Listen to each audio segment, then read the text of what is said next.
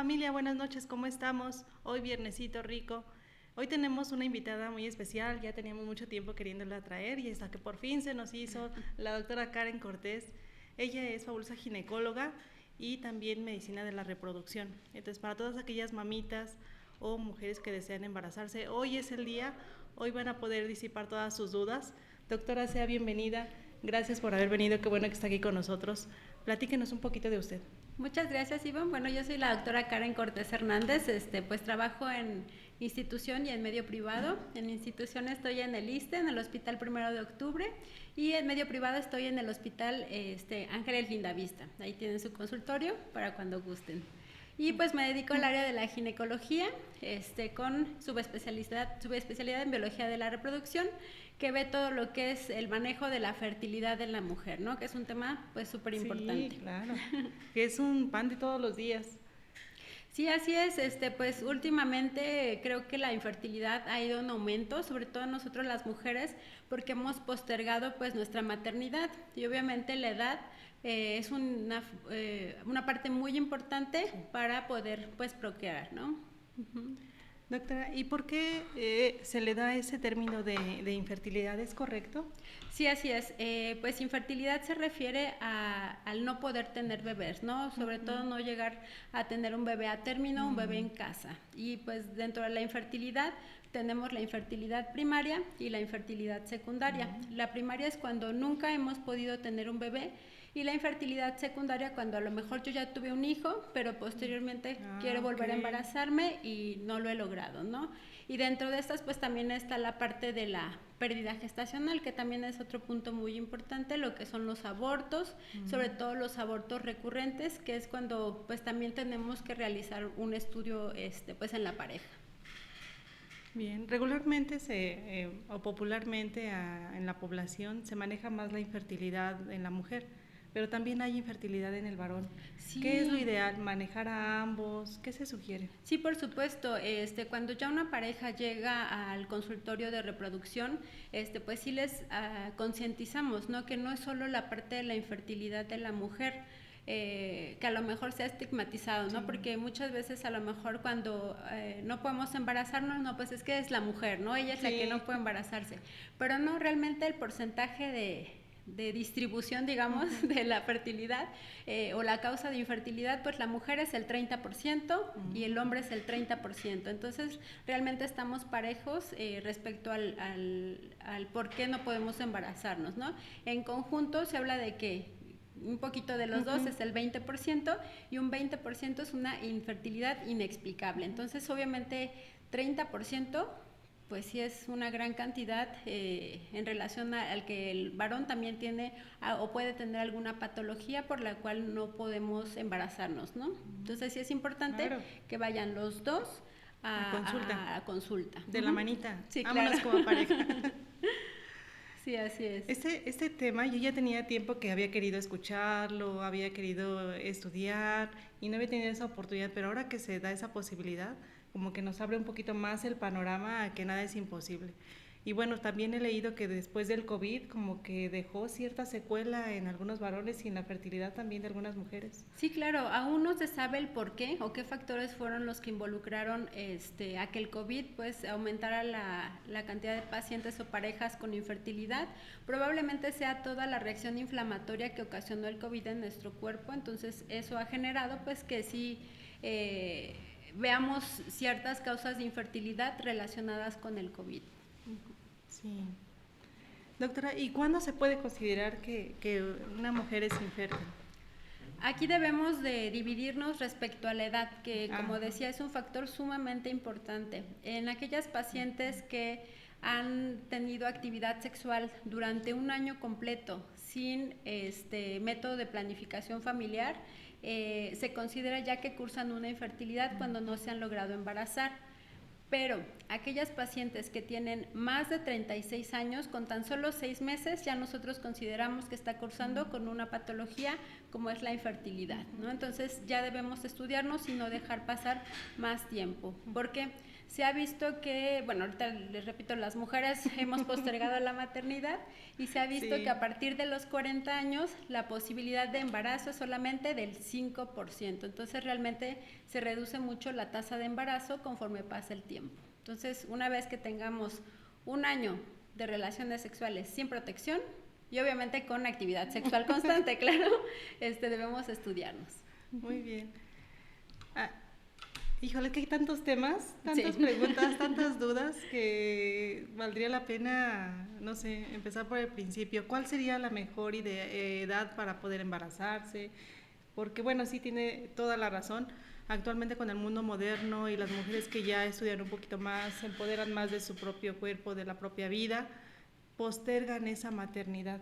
Pero a veces la postergan tanto que cuando la naturaleza dice ya no es tan factible, ya los óvulos ya no son tan fuertes, ¿qué pasa? ¿Cuál sería la ideal? Así es. Realmente lo que reporta la literatura, lo perfecto sería más o menos entre los 20 y antes de los 35 años.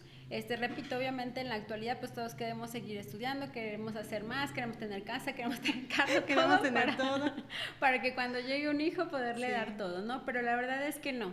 Yo creo que cuando uno desea un embarazo, debemos centrarnos y decir, bueno, ok, sí le quiero dar todo, pero también es importante el que yo esté sana y el que dé un bebé sano y obviamente que tenga la oportunidad de embarazarme. Entonces yo les recomendaría que si buscan un embarazo sea antes de los 35 años. Okay. Después de los 35 años la tasa de embarazo se cae drásticamente y no solo eso, sino que también la mujer podemos desarrollar ciertas patologías que pueden afectar también a los bebés. Tenemos más riesgo de cromosomopatías como síndrome de Down, síndrome de Edward, sí.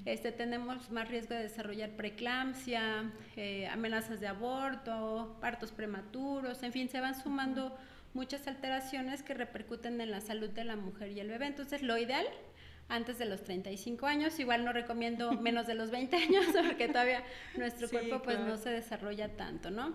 Y es que otra cosa muy importante que muchas veces desconocemos es que las mujeres solamente nacemos con 500 ovulaciones o 500 óvulos buenos para toda nuestra vida. No es como los hombres. Ajá. Los hombres a lo mejor... ellos son millonarios. Exacto. Cada 3 meses los espermatozoides se regeneran y pueden salir y salir y salir. En nosotros las mujeres no. Nacemos con X cantidad de óvulos y esos óvulos son para toda nuestra vida reproductiva. Tan es así, exactamente, que poco a poco se van agotando y por eso es que a partir de los 40 años la posibilidad de embarazo es solamente del 5%. Y no solo eso, sino que cuando somos jóvenes, pues salen los mejores óvulos, los más fuertes y obviamente los genéticamente mejores. Claro. Conforme pasa el tiempo, esos óvulos pues van siendo menos. Y por eso a partir de los 35 el riesgo de tener un bebé con alguna alteración pues aumenta, ¿no? Porque ya son óvulos que se van quedando, ¿no? Los quedados. Sí. Los que se les va el tren. Así es. Y existe la posibilidad, porque tampoco podemos negarle a las mujeres esa posibilidad de poder disfrutar de la vida, de la profesión, del crecimiento, pero existe la posibilidad de poderlos congelar en una etapa joven para, si se requieren después, poder utilizarlos.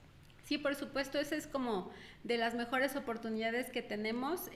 Yo creo que, pues si a lo mejor yo quiero seguir haciendo más cosas, por el momento digo, sabes que ahorita no me interesa la maternidad, pero más adelante sí. Entonces sí les recomendaría preservar la fertilidad, es decir, congelar los óvulos. Insisto, por abajo de los 35 años sería lo ideal, el hacer la congelación. Realmente es algo sencillo, se requiere prácticamente un mes y medio para todo el procedimiento de la congelación y obviamente esos óvulos que a lo mejor congelé a los 30 años los puedo ocupar a los 40, 42, 45 años, ¿no? Cuando yo ya me sienta preparada en todos los sentidos para poder ser madre. Y aún así no nos sentimos preparados. No. Cierto. Así Un saludo gigante a Emse. Emse, ¿cómo estás? Buenas noches. Qué bueno que estás aquí con nosotros. Emse nos dice, ¿qué se prohíbe en el tratamiento? ¿Alimentación, suplementos, medicamentos? ¿Por qué los pobres se embarazan más rápido? Ah, caray. Sí, realmente cuando a lo mejor uno ve, no, tienen es que mi vecina ya se embarazó, a lo mejor personas que viven en la calle dicen, no, ay, qué rápido se embarazaron, pero realmente No, a lo mejor es lo que observamos, pero no es tan así, ¿no? La posibilidad que nosotros tenemos de embarazo por ciclo menstrual cuando somos sanos, o lo mejor posible, es solamente del 25%. Entonces, prácticamente yo les digo a las pacientes, el hecho de que nos embaracemos es un milagro, Sí. porque solamente es el 25%.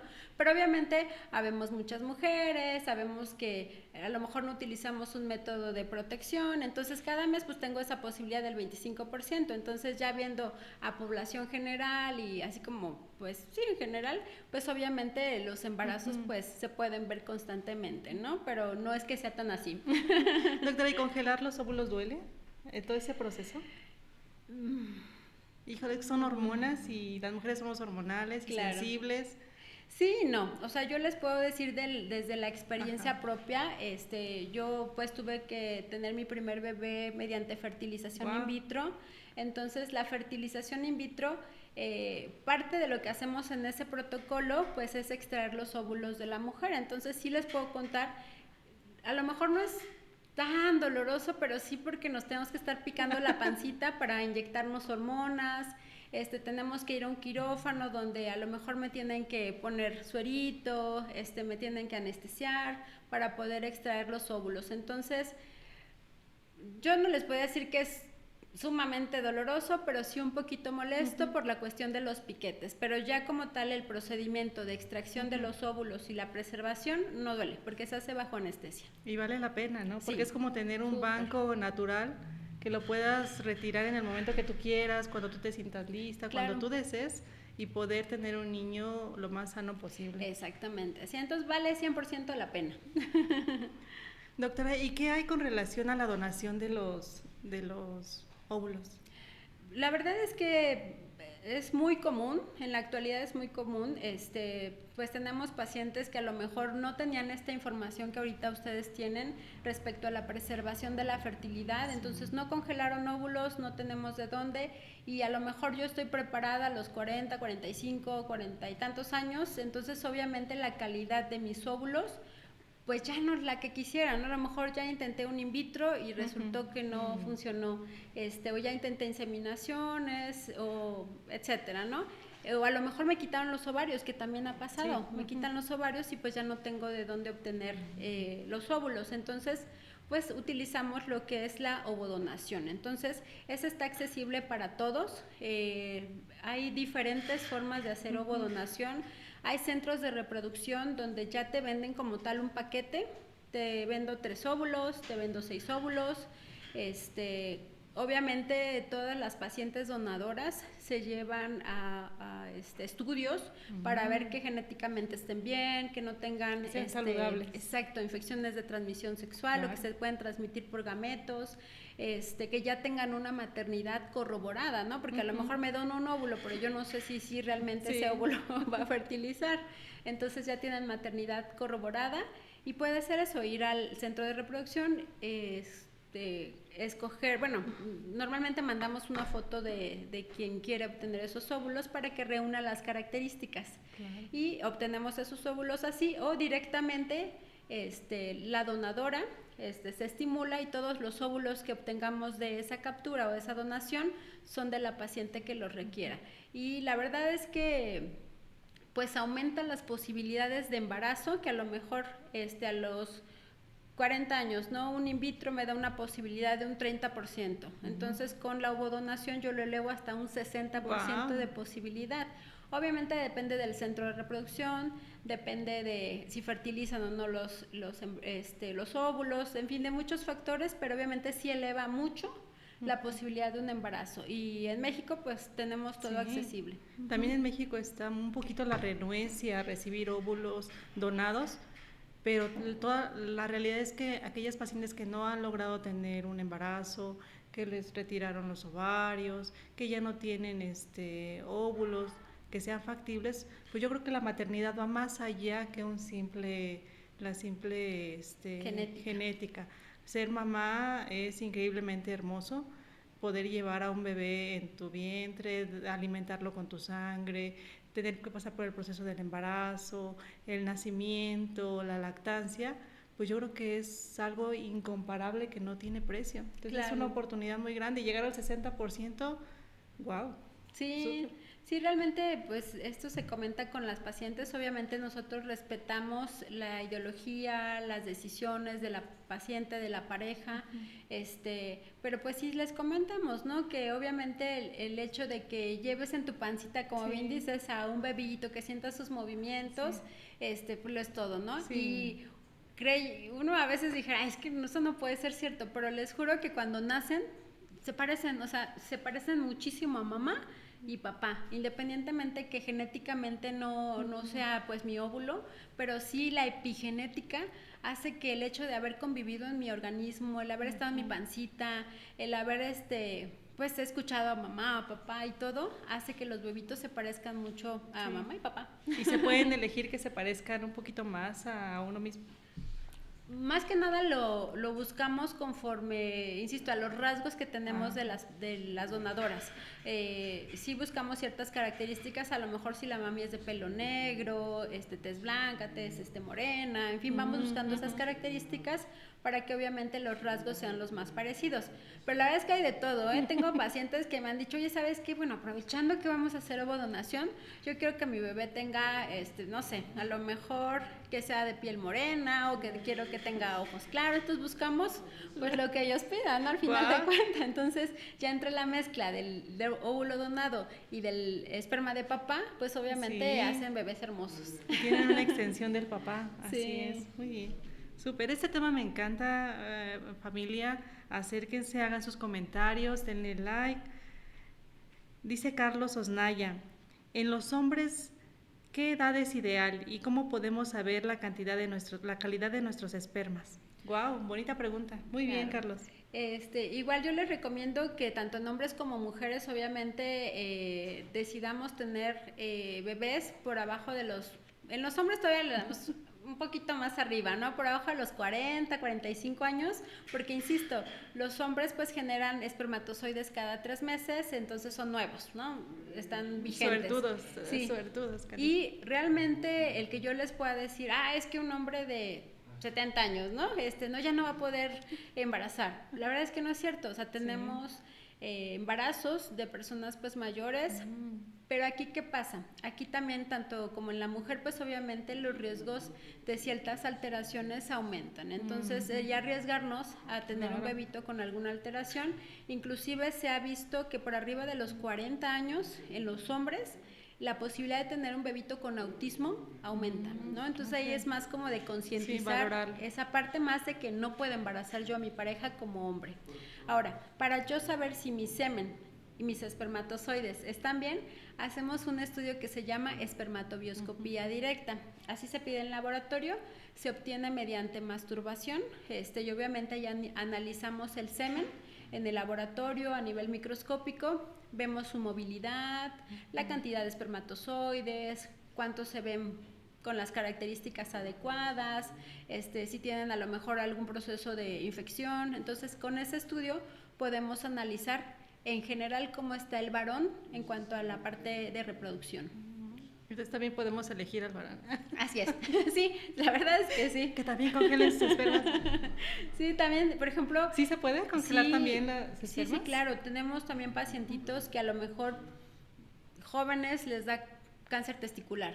Obviamente tienen que hacer orquiectomía, quitar los testículos, un testículo, los dos. Entonces, o cáncer a cualquier nivel, ¿no? Que a lo mejor el paciente requiera quimioterapia, radioterapia. ¿Qué hacemos? Preservar. También se hace la preservación de semen. Obviamente esa es más rápida, sin tanta complicación, porque simplemente mediante masturbación obtenemos el semen y se congelan. Pueden ser 1, 2, 3 veces que podamos hacerlo. Obviamente aumenta la cantidad de espermatozoides y pues ahí tenemos nuestra reserva también como varón. Una posibilidad también bastante buena. Así es. Ay, tenemos muchas preguntas, doctora. A ver, dice MC, Doc, ¿qué tiempo es el ideal para poder intentar hacer un bebé? Hablo de los intentos. Bueno, Los que tú quieras. Los que quieran. No, realmente... Él nos dice todavía, veces okay. al mes, a la semana, al año. No, sí, ahí sí les recomiendo hacer la tarea. Obviamente sí es importante la actividad sexual en la pareja para cuando estamos buscando un embarazo. Lo recomendable es de 3 a 5 veces a la semana tener actividad sexual. Lo ideal, no más, no menos. ¿Por qué? Porque también el que tengamos múltiples relaciones sexuales, es decir, diariamente, 2-3 veces al día, en cuanto a reproducción, no es tan bueno porque la cantidad de esperma, que les digo que pues ahorita todavía está creciendo en los 3 meses que estamos, se ve reducida, ¿no? Entonces, lo ideal, 3 a 5 veces a la semana. Y no menos porque pues tampoco vamos a tener la posibilidad. Igual tengo pacientitos que me llegan a la consulta que han cursado con infertilidad. A la hora de hacer la historia clínica resulta que no tienen actividad sexual o una vez al mes. Obviamente así disminuye mucho la posibilidad. Muy bien, MC. Den Estrada, hola Deni, ¿cómo estás? Un beso gigante, ya te extrañábamos. ¿Qué habías hecho? A ver, platícanos. Den Estrada nos dice, hola, ¿qué cosas podrían hacer a una mujer o a un hombre infértil? ¿Podemos platicar un poquito de los factores de riesgo? ¿Pero qué les parece si vamos después de un corte? Para dejarlos con las dudas.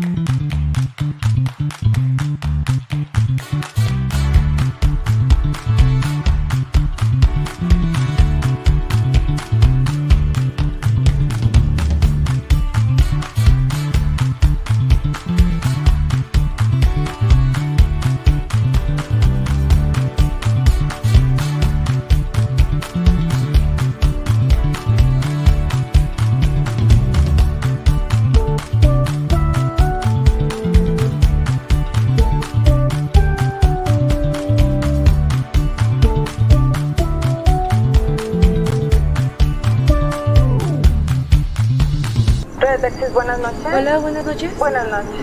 Quiero solicitar un taxi aquí en la calle General Anaya. Claro que sí. ¿Cómo vas vestida? Vengo vestida de negro y mi nombre es Vanessa. Va para allá la unidad 08. Les recuerdo que su servicio es monitoreado para mayor seguridad.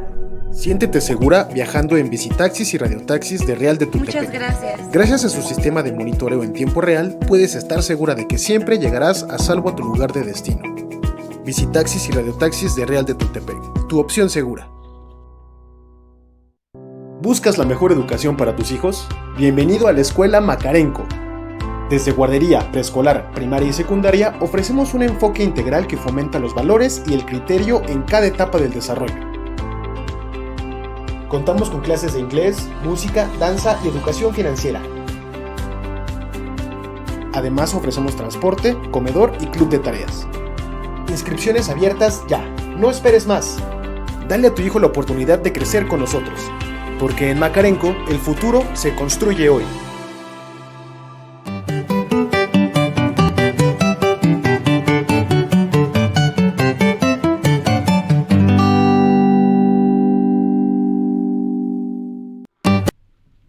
Familia, regresamos con ustedes, con la doctora Karen Cortés, ella ginecóloga, medicina de la reproducción, la que se encarga de hacer felices a muchas parejas y llevar a casa a un bebito. Doctora, ¿y dónde la podemos encontrar? Antes de que se nos pase ese detalle. Estamos en el Hospital Ángeles Lindavista, consultorio 365. Ahí tienen su consultorio. ¿Y hay algún teléfono donde se puedan comunicar para hacer sus citas? Sí, por supuesto, les paso el celular del consultorio para que puedan agendar la cita. Es el 5620 99 81 18. Ahí pueden mandar WhatsApp o llamar y ahí pueden agendar cita. Súper. Hablábamos de las posibles causas. ¿Por qué causas serían las más frecuentes en las mujeres, por ejemplo? La de verdad aquellas es que no se puede, que ya haya pasado claro. un año, que no se estén cuidando, que tienen actividad sexual regular. Sí, la verdad es que es multifactorial, pero dentro de las principales causas que tenemos de infertilidad en la mujer son las metabólicas. Las metabólicas ahorita la verdad es que son un boom. Dentro de ellas pues el síndrome de ovario poliquístico, que se considera pues un síndrome metabólico pues con múltiples alteraciones que nos puede ocasionar, dentro de ellas pues la infertilidad, tenemos el hipotiroidismo, tenemos causas también inmunológicas como el síndrome de anticuerpos antifosfolípidos, como el lupus eritematoso, artritis reumatoide. El estrés inclusive nos puede dar también infertilidad temporal, pero nos puede dar infertilidad. Pueden ser también alteraciones a nivel del útero, lo que son los miomas, pólipos, malformaciones del útero. Tenemos también causas a nivel cervical, que a lo mejor el moco es pues alterado y hace que no puedan transitar los espermatozoides, o que a lo mejor tenga muy cerrado el cuellito de la matriz.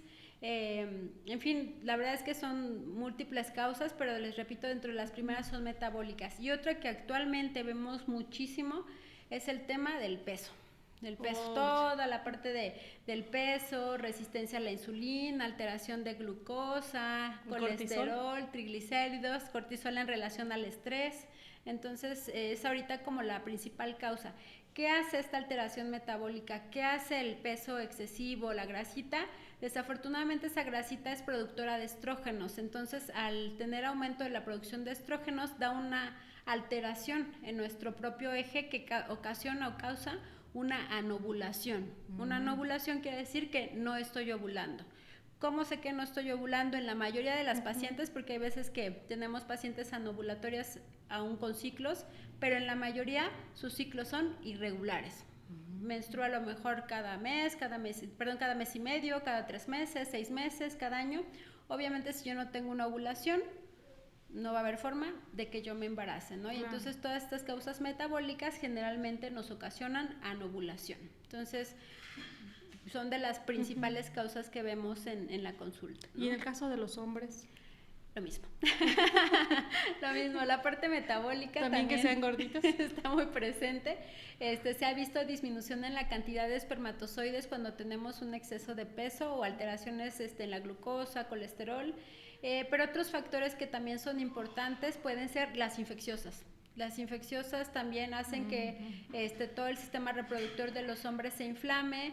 Esta inflamación ocasiona alteración en los espermatozoides y obviamente pues alteración en la fertilidad. Y otro punto importante también es en ellos el haber tenido antecedentes de una enfermedad que se llama parotiditis, que le decían orejones o bueno, que se les inflamaban aquí, que se veían cachetoncitos. Así es.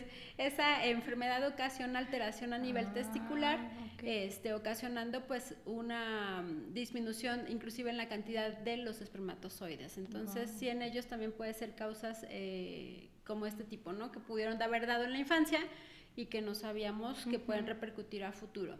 Otra en ellos puede ser también algo que se llama varicocele.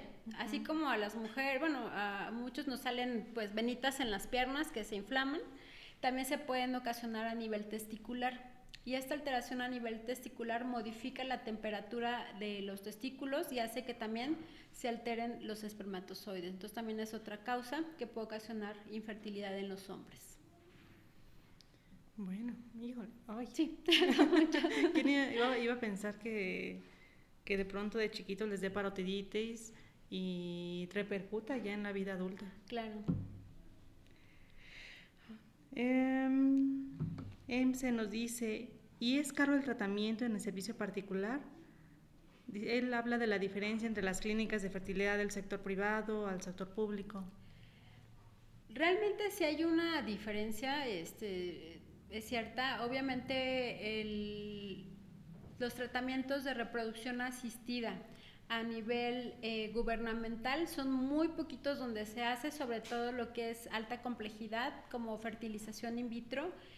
Solamente está aquí en México pues el Centro Médico Nacional 20 de noviembre para aquellas que tienen ISSSTE, es donde se realizan procedimientos de reproducción, y está el IMPER, ¿no? Que también ahí lo realizan. Obviamente en el ISSSTE pues no existe ningún costo, es gratuito para las pacientes con derecho a biencia, y en el IMPER pues sí los costos a comparación del medio privado pues sí son mucho menores.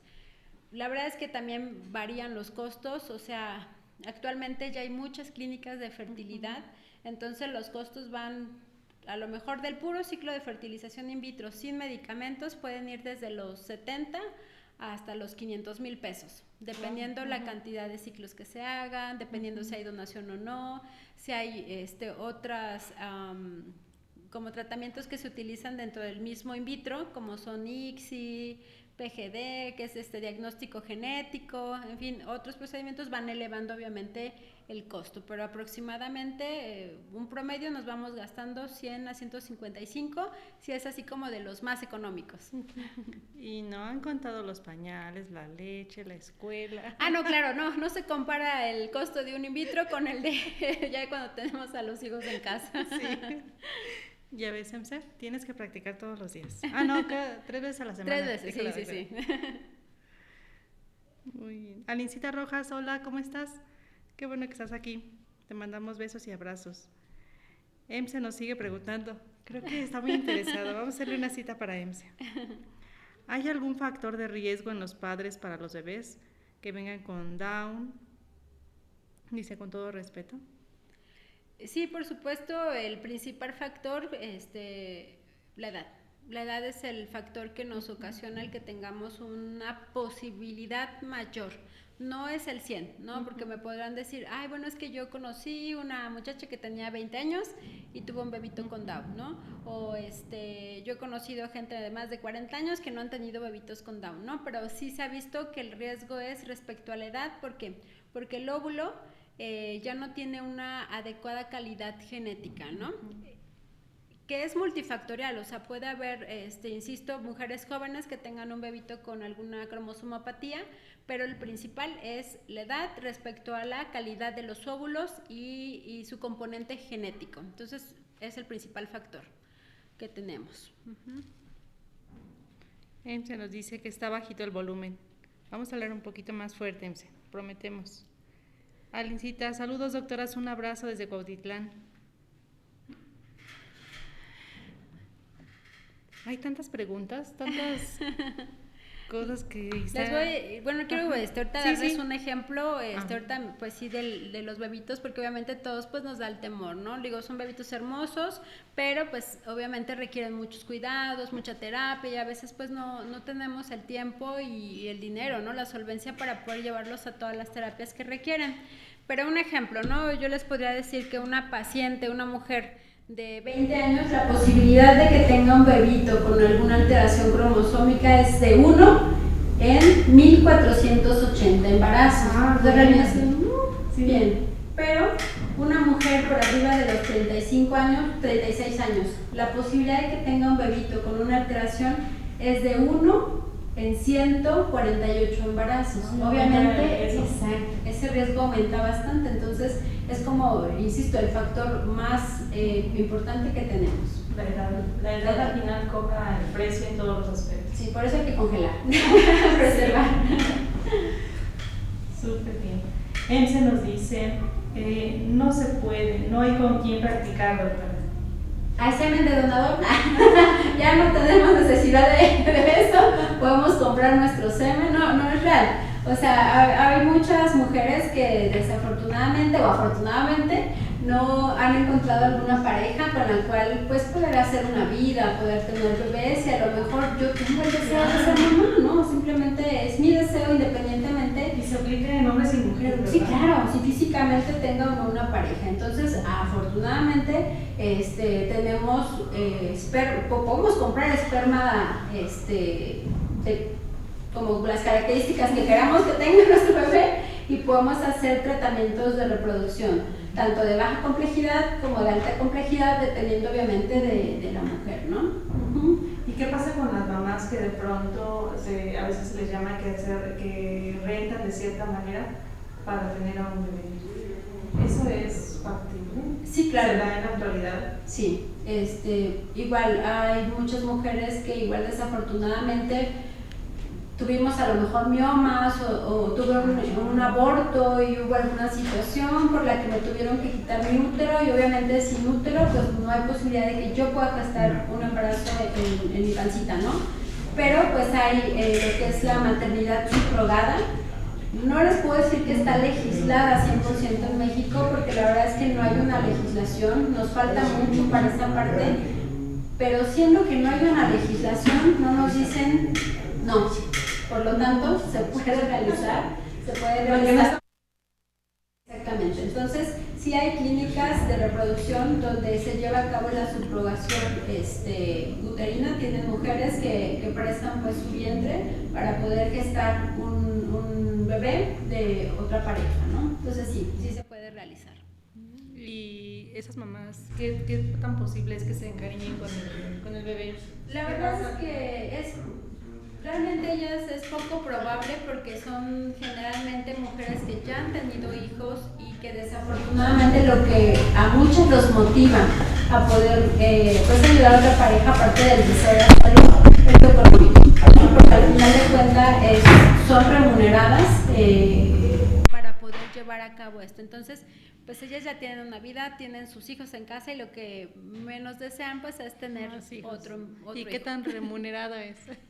La verdad es que todo el proceso de una subrogación más o menos sí te lleva como más de $1 millón de pesos. O sea, sí, porque pues es prácticamente apoyar a la mujer que va a llevar en el vientre pues los 9 meses que tenemos de embarazo, es las citas, los estudios, los ultrasonidos, el in vitro, las vitaminas, o sea, es todo. Entonces claro, sí sale un poquito elevado el costo. Entonces mejor que se animen, ¿ya ves, Emse? Muy bien. Dice Emse, ahora se escucha mucho. Que está frío, que está caliente, que se puede, que no se puede, que con quién, ¿sí? Que creo que Emse anda un poquito hormonal. No es cierto, Emse, te queremos. Y nos pregunta, ¿es caro preservar a los chavos? Yo creo que se refiere a la congelación de los espermas. No, realmente en ellos es más económico, más o menos yo creo que unos 30, igual depende de la clínica, depende de donde se haga, pero a lo mejor unos 30, 50 mil pesos, porque pues ellos no requieren medicamento para estimularlos y sacar espermas, ellos fácil, y solamente se hace un pago de mantenimiento al laboratorio donde se preserve el espermatozoide cada año hay que estar pagando, digamos, la renta del lugar donde va a estar preservado el esperma, pero no, la verdad es que no es caro. Y Emse nos dice, se bajó el volumen del audio. Ay, Emse. Muy bien. Doctora, y en las pacientes que ha tratado, ¿cuál ha sido la mejor experiencia que ha tenido? Cuando que lo recuerde. Cuando ya tienen bebé en casa, es una sensación maravillosa. Bueno, todo el proceso, la verdad es que a mí me emociona todo el proceso. No todo tiene que terminar en fertilización in vitro, en inseminación. Tengo muchos pacientes, como les decía, que las primeras causas son metabólicas, que a lo mejor ya llevan años de infertilidad y que no habían tenido la oportunidad de ir a consulta, pero a veces con un mes que les demos de tratamiento, que arreglemos la prolactina, la tiroides, la insulina, de repente llegan y, ay, doctor, es que qué raro, no me he bajado, seguro es por mi problema, y resulta que están embarazadas. Entonces esta sensación de, pues decir, sabes que estás embarazada, hay un bebito allá adentro, y seguirlo todo el embarazo, ver cómo va creciendo, y al final parto, cesárea, lo que tenga que ser, y ver la expresión de tener ya un bebito con ella, ay, es maravilloso, es súper emocionante, muy, muy emocionante.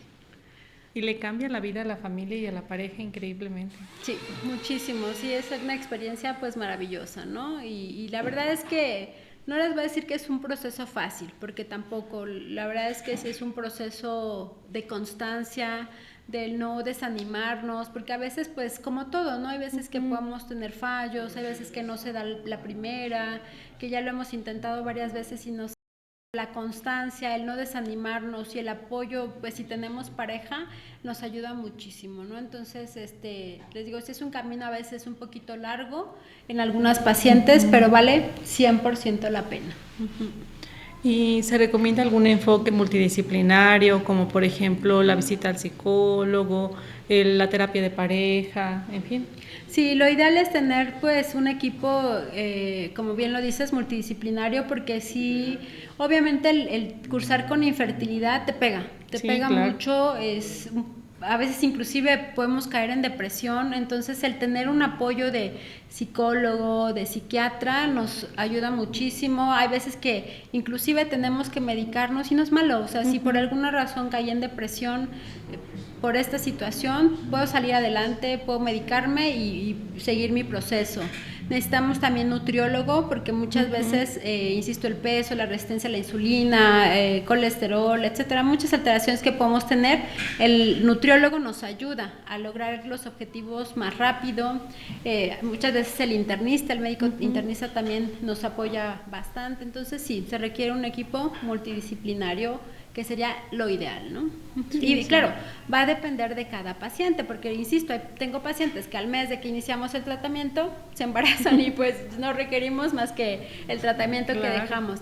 Tengo pacientes que a lo mejor sí ya llevamos un in vitro, 2 in vitros y bueno, requerimos más apoyo, ¿no? Más contención.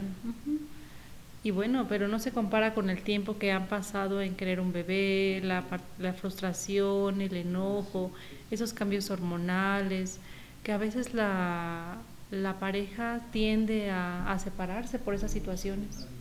Sí, es común verlo, el que en el proceso pues se desesperen, no logran los objetivos, o inclusive cuando los logran, uno a lo mejor pensaría, bueno, es que era tu deseo, el deseo de la pareja, pero al final de cuentas es un boom el tener ya hecho realidad tu bebé en casa, y que pues obviamente cambia toda tu vida, cambia toda tu dinámica. Todo. También les impacta mucho a las parejas y sí hemos tenido parejas que desafortunadamente se separan después de haber logrado el embarazo, entonces el acompañamiento con terapeuta de pareja, con psicólogo es importante, ¿no? Y de la propia pareja, pues. ¿Y también se puede aplicar que quieran tener gemelos y eso? Sí, también. Hay inclusive pacientes que van a vernos, no cursan con infertilidad, pero su deseo es tener un embarazo gemelar. Obviamente no se garantiza porque al final de cuentas con cualquiera de los procedimientos la posibilidad pues son 3, ¿no? 1, tener un bebé, tener un embarazo múltiple, 2 o a lo mejor hasta 3 bebés dependiendo, o pues no lograr el embarazo, ¿no? Entonces cuando desean tener embarazos gemelares pues se hace todo lo posible para poder lograr que así sea.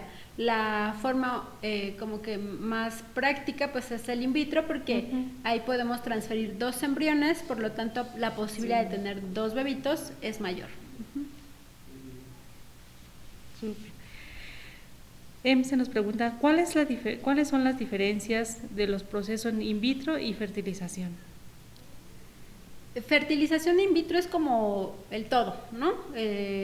Pues es todo el tratamiento que se lleva a cabo en un laboratorio para poder obtener los embriones que transferimos a nuestro útero. Es decir, ¿qué lleva a cabo ese proceso?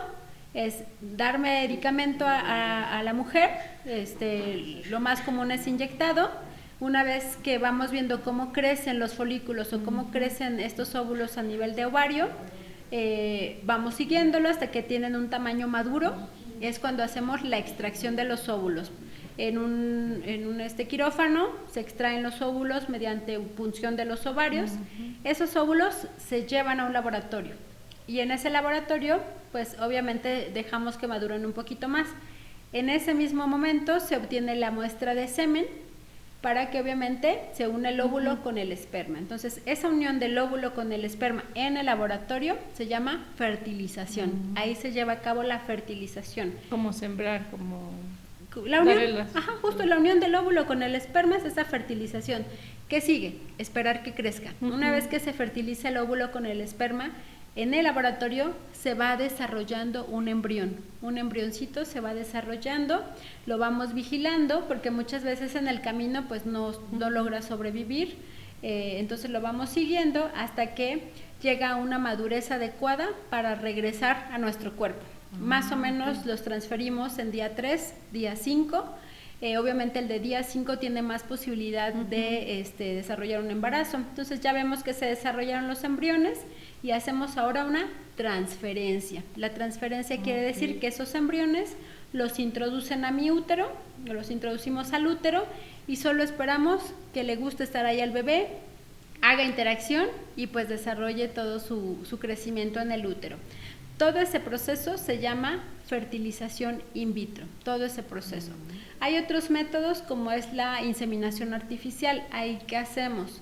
Igual ponemos medicamento para generar más óvulos en la mujer, pero ahí no los extraemos, simplemente damos otro medicamento para que mi cuerpo ovule, pero en vez de que ovule 1 o mínimo 1, puede ovular 2 o 3 óvulos en un mismo tiempo. Y lo que hacemos es obtener la muestra del semen, prepararla, elegir los mejores espermatozoides, los más rápidos, los más bonitos, y pasarlos los más fuertes. Sí, al útero de la mujer. Entonces ahí la fertilización se lleva a cabo en mi cuerpo. Yo espero que el óvulo se una con el esperma, pero en mi cuerpo. Ese se llama inseminación intrauterina o inseminación artificial. Y existe otro método que es como el más sencillo, que se llama coito programado. Ahí, ¿qué hago? A ver, eso me interesa. Normalmente, pues yo como en mis ciclos genero solamente un óvulo. Entonces igual pongo medicamento tomado o inyectado, donde en cada uno de mis ovarios genero 2 o 3 óvulos, dependiendo, es hasta cierta cantidad. Entonces doy medicamento para que ovulen todos juntos y les programamos la relación sexual. Ahí sí es una cita programada. Y les ponen velas y velitas. Sí, tiene que ser todo preparado para que se dé el momento. Tiene que ser a determinada hora el que tengamos actividad sexual para poder generar mayor probabilidad de un embarazo. Entonces ahí sí es con horas. ¿Sabes qué? Mañana, pasado mañana a las 9 de la noche hay que tener actividad sexual para poder lograr el embarazo. Por eso es coito programado. Entonces Órale. ahí sí hacemos cita. Wow. Alincita nos dice, cuando existe una pareja mayor que ya logró embarazarse, la posibilidad de TDA o autismo aumenta y se podría prevenir. No, desafortunadamente no. No hay como algo que yo pueda hacer o mejorar para disminuir el riesgo. Que insisto, es un riesgo. No quiere decir que si yo, como hombre, tuve un bebé a los 50 años, mi bebé a fuerza va a tener alguna alteración. No, o sea, es una posibilidad que existe. No la puedo corregir, ¿no? Porque respecto a lo que es el ADN, pues, de mi espermatozoide, pero obviamente puedo mejorar todo como mi estado nutricional, tener vitaminas y todo, para a lo mejor no generar otras alteraciones, pero como tal, si se va a dar, la verdad es que no se pudiera corregir. ¿Y en qué etapa del proceso pudiese valorarse si ese producto tiene alguna enfermedad o alguna situación especial? En cuanto a alteraciones como lo que es el autismo, la verdad es que no se puede valorar previo al nacimiento. Ahí sí no tenemos hasta el momento, digo, a lo mejor próximamente se puede desarrollar, pero hasta el momento no tenemos una forma de decir, ¿sabes qué? Sí, existe tal porcentaje de posibilidad. Lo que sí podemos hacer es otro tipo de enfermedades, ahí sí, desde inclusive, por ejemplo, antes de lograr la gestación. Es decir, si a lo mejor yo me tengo que someter a una fertilización in vitro, puedo hacerme un estudio que se llama diagnóstico genético preimplantación. ¿Qué quiere decir? Que a los embrioncitos que platicamos que se obtenían por este método, les hago una biopsia. En esa biopsia yo los llevo a hacerles un cariotipo o buscar inclusive también otras alteraciones más allá del cariotipo, y ya puedo saber si ese embrión que tengo en el laboratorio para transferir es sano o no es sano en cuanto a cromosomas, ¿no? Si esa biopsia resulta que este embrioncito tiene una cromosomopatía, cualquiera de las que sean, la más frecuente es el síndrome de Down, entonces yo no transfiero al embrión. Obviamente yo sé que es un embrión enfermo, sé que si lo transfiero va a desarrollar un bebé con una alteración, por lo tanto no se transfiere. Entonces de ahí podemos hacer algo para detectar alteraciones. Ahora, bueno, me dijeras que ¿qué es pasa costoso, ¿no? si se encuentra alguna alteración? ¿Y si es costoso o no? ¿O si es costoso? Bueno, depende, ahí depende la cantidad de embriones, para... no, y la cantidad de embriones que vayamos a biopsiar, ¿no? Más o menos está como en 35,000 extra de lo que es una fertilización in vitro. Entonces te digo, a veces dice uno, bueno, es que le invierto al in vitro, le invierto a la biopsia, ¿no?